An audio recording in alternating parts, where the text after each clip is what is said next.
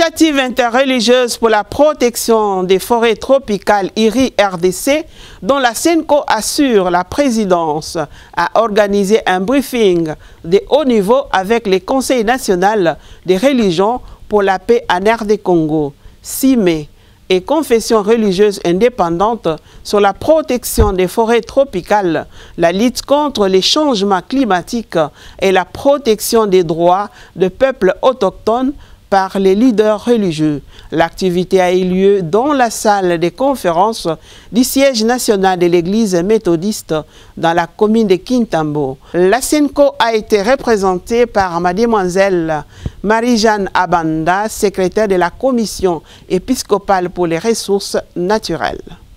Ce briefing de haut niveau a eu lieu après que l'URI-RDC et les conseils nationaux de religion pour la paix en RD Congo aient pris conscience de la gravité de la déforestation et à l'urgence d'enrayer la disparition des forêts tropicales. Toutes les confessions religieuses étaient associées dans l'objectif d'informer et de les sensibiliser sur la problématique afin de mener à bon ces combats du siècle en les portant comme urgence dans l'évangélisation. Le révérend Mathieu Yela est le secrétaire général de l'URI-RDC. L'objectif, c'est le portage du programme IRI en RDC. Ça, c'est le gros. Et dans le programme, il y a plusieurs activités que nous allons étaler ici pour que les gens puissent s'en imprégner et les porter. Et pour devenir plus forts. D'abord, qu'ils ont compris quelque chose. Ils ont compris les enjeux au niveau national. Ce qu'on attend d'eux également, c'est l'engagement.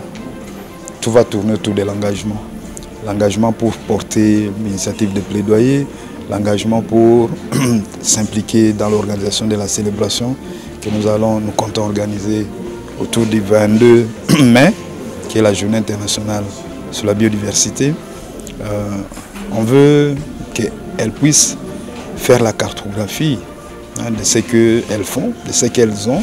Les mots d'ouverture prononcés par Tchèque Abdallah qui a sollicité une intention particulière aux participants au moment des différentes interventions, il a, outre saluer la participation remarquable des confessions religieuses dans notre pays, tout en martelant sur les dangers du réchauffement climatique qui court le monde. Le révérend Armand Kinyamba, secrétaire général des conseils nationaux des religions pour la paix, a souhaité un climat paisible du travail dans son allocution de bienvenue. Conférence, ateliers et échanges ont caractérisé le 2 jours des formations dans cette paisible salle de réunion du siège de l'église méthodiste en RD Congo. Ceci dans les soucis de vouloir remédier à ces fléaux qui ravagent le monde et les pistes de solutions ont été proposées qui, dissipées, seraient matérialisées pour marquer la contribution des confessions religieuses face à ces catastrophes naturelles. Au centre des interventions, problèmes de déforestation, mais également la protection des droits des peuples autochtones et l'analyse des politiques mises en place par le gouvernement congolais en rapport avec l'environnement. Junior Chitea est l'un des intervenants qui a démontré la responsabilité des confessions religieuses dans la lutte contre la déforestation. Les confessions religieuses ont une responsabilité devant Dieu et devant les hommes de sauver la population de la RDC qui est aujourd'hui plus que jamais menacée par la perte de la nature, les impacts du changement climatique ainsi que la dégradation des sols. Ne pas agir, ça serait renier la foi. L'économie du climat, ça veut dire faire du défi du changement climatique une opportunité économique. Les croyants en général, et donc les autorités coutumières aussi, ils détiennent les plus grands espaces fonciers et la plus grande masse qui est à la fois cause et victime des dégâts liés au changement climatique. C'est donc ces églises ces entités coutumières qui doivent devenir les entreprises de la nouvelle économie du climat en transformant les modes de production de leur communauté, en utilisant leurs espaces fonciers comme de zones de développement, par exemple des projets carbone. Cet ensemble de solutions mises ensemble va permettre d'une part d'adresser rapidement la question de la perte des forêts et donc de la biodiversité, de renforcer la résilience des populations face au changement climatique tout en améliorant leurs revenus, mais également assurer la sécurité alimentaire et globalement accélérer les objectifs du développement durable. Des journées, des conférences ont suffi pour qu'un engagement personnel soit pris au bénéfice de la population congolaise, rendu public dans un communiqué final lu par Cheikh Abdallah, représentant légal de la communauté islamique au Congo. Nous nous engageons à travailler au sein de l'IRI, RDC, pour rechercher et développer les alternatives économiques durables.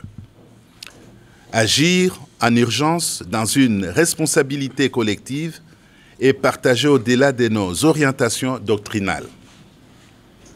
Converger nos spiritualités et cultures pour contribuer au développement durable et à lutter contre les changements climatiques basés sur la préservation et la restauration des forêts tropicales en République démocratique du Congo. Contribuer aux 6 engagements du quinquennat du président de la République par l'intégration de la protection des forêts comme une préoccupation omniprésente et transversale dans tous les domaines du développement du pays à travers une note à lui transmettre. 2 engagements ont été pris par les responsables des différentes confessions afin de répercuter les matières apprises lors de cette réunion auprès de leurs fidèles et associations. IRI compte organiser beaucoup d'autres activités afin de sensibiliser les Congolais sur la protection du forêt et le droit des peuples autochtones. IRI RDC et les Conseils national des religions pour la paix militent en coalition depuis un moment dans les questions environnementales. Ils mènent les plaidoyers et organisent les activités de sensibilisation en rapport avec l'environnement à travers la République démocratique du Congo.